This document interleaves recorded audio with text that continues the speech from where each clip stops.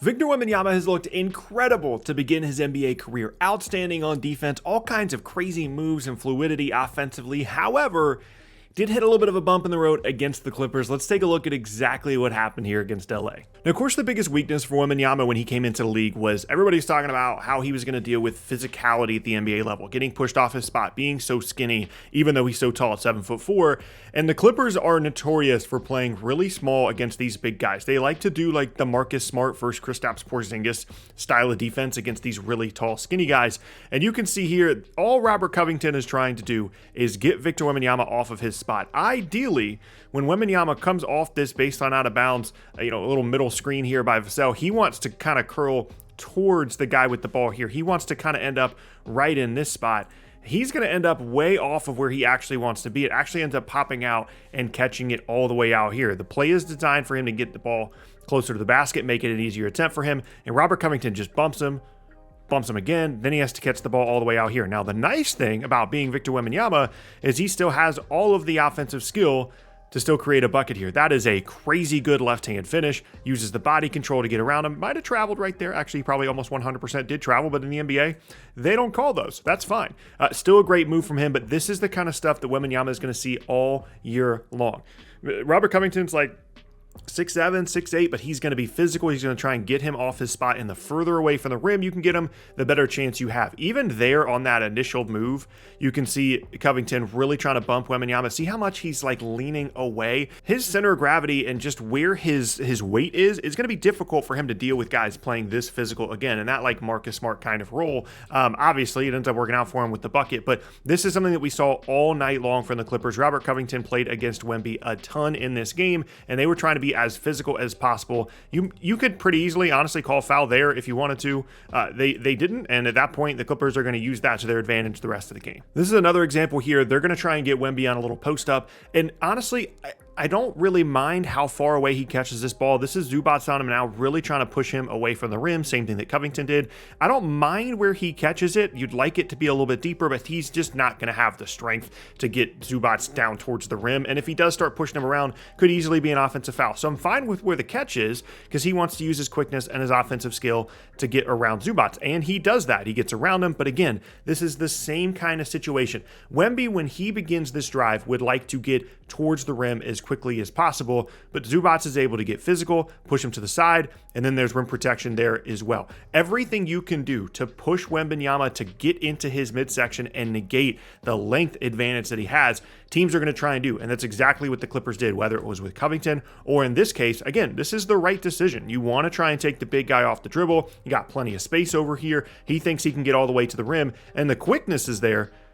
But that bump, look at where Wembanyama is, where he's trying to get to with the rim. He ends up going sideways here. Again, it's just a strength issue, and that kind of stuff isn't really going to be solved for him throughout his career, but he'll get better offensively to where, okay, he gets bumps right here. Maybe he, contains himself, takes one extra dribble, and just takes this little, like 8-foot floater right here, but instead tries to push himself all the way to the rim, ends up underneath the rim. Again, you could maybe call that a foul. That's fine. But this kind of strength issue is something that he dealt with a lot against the Clippers. But I mean, the Clippers are a good team. They're going to have a lot of versatile defenders to be able to do this kind of stuff. But this bump is something you're going to see a ton out of Wembanyama, honestly, throughout his entire career. Even when he gets stronger, even when he gets better offensively, this kind of stuff is going to happen just because of his frame. Now, if you're Wembanyama and teams are going to do this, they're going to deny you here, they're going to have a smaller player on you and still keep a big on the floor. The Spurs have been very committed to keeping another big on the floor as they are here. You've got to punish in these kinds of situations. He does a great job. This is great effort from Wembanyama. He sees the shot go up. Terrible shot, by the way. Terrible offensive possession. They're literally down 30 at this point in the game. But he recognizes that his advantage here is his length and his activity level on the offensive glass. And yeah, you can be stronger than me and push me off my spot at times offensively, but I'm still going to be able to get offensive boards over 3 guys and get myself to the free throw line. This is how you negate some of those smaller switches. It's something that, Porzingis never did a good job against Marcus Smart, for example. He knows that he can get his team extra possessions by doing these things right here, and it's good to already see that recognition from him so early in his career. Now, even though offensively it wasn't a great night from Victor Wembanyama, I think a lot of that had to do with, one, the physicality as we've talked about, but two, just shot making. He just missed some open threes. He missed some open jump shots, things that typically throughout his career you're going to expect him to make, and that's going to generally make the stat line look better. This is just an example of some things that teams are going to do against him, but there are still plenty of really good highlights from him, especially defensively. I could argue that Victor Wembanyama is the only player in the entire league, maybe Giannis, that could make this kind of play on defense. So you see the entry pass. Zubac catches this ball right on the block, right close to the rim, and Wembanyama is just going to peek. He's going to peek. He's going to peek, and he's going to immediately recognize when Zubac is going to spin to the baseline because he's got this great position, and he's going to go up for a layup. Now, this block, there are other players in the league that can do this. They can get to the rim and get to this shot because Zubac just completely has his back turned. But this is the difference. Let's say for whatever reason, Zubac pump fakes this and then kicks it out.